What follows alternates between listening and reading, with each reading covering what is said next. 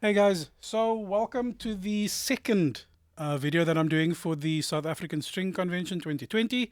Again, huge thanks to Marietje Meyer for asking me to do these. So the big thing about jazz that people remark on is improvisation. It's one of the big pillars of the genre. And it's not limited to jazz as a genre. There's improvisation in rock music, all those shredding guitar solos, baroque organ music has got some improv in it. The story behind improvisation is that it is kind of, it's like learning a language. Whenever you learn a new language, you need to learn the inflections, the common phrases, words, important words that you need to know so you don't offend anybody, cultural practices, history, etc., etc. And improvisation is exactly the same. It's learning a language. So in the jazz genre, when you improvise in jazz, it's made up of a couple of things. One, you need to have a strong knowledge of theory because you need to, you're not plucking notes out of thin air. You could, but a lot of good improvisers are excellent theory academics, I suppose. Then transcription. So, the adage of standing, you can see where you're going when you stand on the shoulders of others. So transcription teaches you the music of the people who kind of started the whole movement. You learn the inflection, musical taste, note selection, etc., etc. There's tons to learn. An instrument notwithstanding, like I play double bass, but I check out horn players all the time. Then it's also just understanding, putting your theory into practical use. That's part of it. So having, it's the chords, but you need to know what to play on those chords, what's permissible, and then ultimately, self-expression. The whole point of improv is really to have something to say musically about something. But it's going to be based, you have free jazz that does exist, where it's just kind of, as the name suggests, a free for all, but there are techniques and there are principles behind it. It's not just random noise. One of the big things, so in jazz music, I speak, we talk about playing over chord progressions. Like we'll say, okay, let's play 1 6 2 5 in F. So what that means to us is, the chord then, like we've turned a chord sequence into a phone number. 1 6 2 5 refers to chord 1, F major 7, chord 6, D minor 7, chord 2, G minor 7, and chord 5, C dominant 7. So that might sound like Greek, but what it means is in your normal key of F major, just because I mentioned it, the notes for F major are F, G, A, B flat, C, D, E, F. But you can build a triad on every one of those notes. So note number 1, which is F major. 2, G minor. A, 3, A minor. 4, B flat major. 5, C major. 6, D minor. And 7, E diminished. But if you add another third to the top of that grouping, another third interval, another note, you're adding the 7th degree of that chord. So now it goes from a triad to a chord.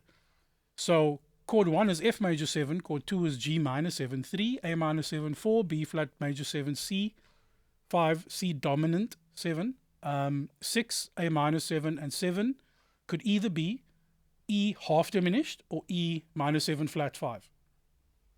So what that means is that, when those chords happen, I've got certain notes available to me just as chord tones. But what's nice, again, about doing theory in practice, you can play that and you can make it practicable, something you can work towards. So you learn where the things are on your fretboard. You look at fingering.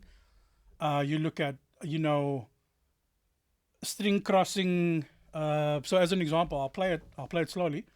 So I'll play from F and I'll play them all ascending. So 1, 2, 3, 4. G minor. A minor. B flat major 7, C dominant,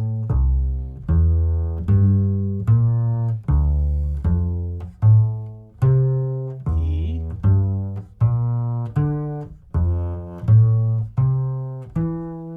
so there's something nice and simple to play, but immediately makes music of your theory.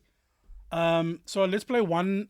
So my favorite is to play 1 ascending and 1 descending. So you go descending G minor, ascending A minor, descending B flat major 7, ascending C dominant, D minor down, forgot fingering, E half diminished up. Dicey tuning, but anyway, so the there you've made a musical representation of an otherwise mundane theoretical concept. So now you take it one step further. If I wanted to play that 1-6-2-5 as I mentioned before, so 1 F major 7, 6 D minor 7, 2 G minor 7, 5 C dominant. So slowly it's 3 4 F major 7, D minor 7, G minor 7, C dominant. So there, that's kind of cool, and this is all just fundamental studies. So what you can do is what I'll call the Barry Harris method, and Barry Harris was a famous improv teacher. He was he's not the only one, but he's just so prolific, and he explains the concept so nice and simply, and it's such a wonder, just seeing it done in the jazz edition. And anyway, you can go Google him, Barry Harris. It's absolutely worth the effort. So what he does is he'll take that concept and then he'll start adding to it. So one thing you could do first and foremost is swing it. You have to play the swing rhythm, which I'll get to in another lesson. So here's straight, and I'll play it as 8th notes now. So 1, 2, and 3, and 4, and 1, and 2, and... So diatonic 7 series is straight 8s. Right? So now, let me play the same thing swung. So 1, 2, 3, 4...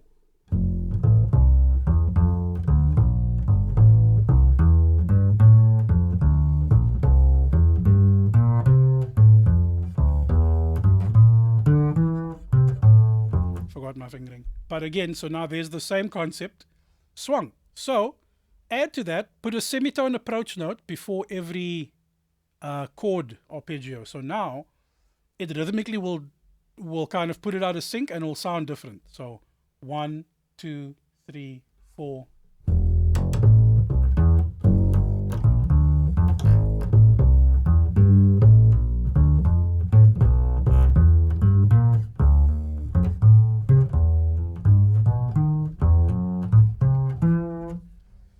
So, that sounds pretty cool. On the way back, it's even nicer.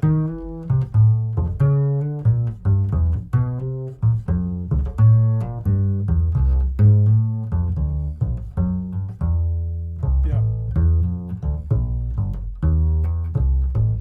That sounds pretty cool. Excuse the mess up there. So now, let's do the semitone approach note, and then we play a triplet out of the rest of the notes. So 1, 2, 3, 4.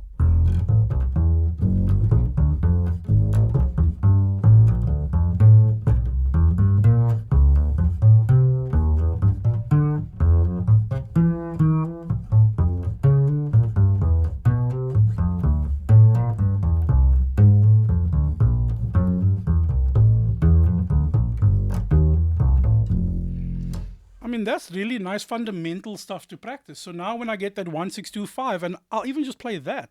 So 1, 2, 3, 4. 6, sorry. 2, 5. And the nice thing about, with 4 notes, never mind 5 notes, with 4 notes you can get 24 different combinations of 4 notes. So if your notes are 1, 3, 5, 7, which is the chord tones, you've got 24 versions per chord. So you can go 1, 3, 5, 7, 7, 5, 3, 1, 1, 5, 3, 7, 1, 7, 5, 3, and so on and so on. So even if you just wanted to practice some improv on 1, 6, 2, 5, or just on one chord, never mind 1, 6, 2, 5, it could sound something like this. So 1, 2, 3, 4.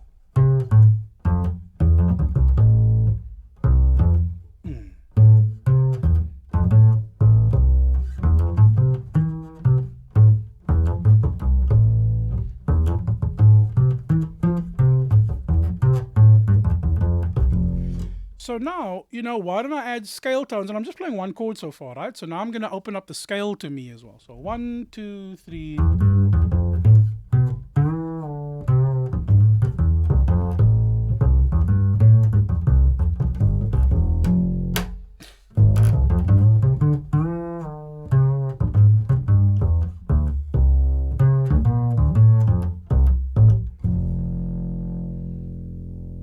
you know, cool.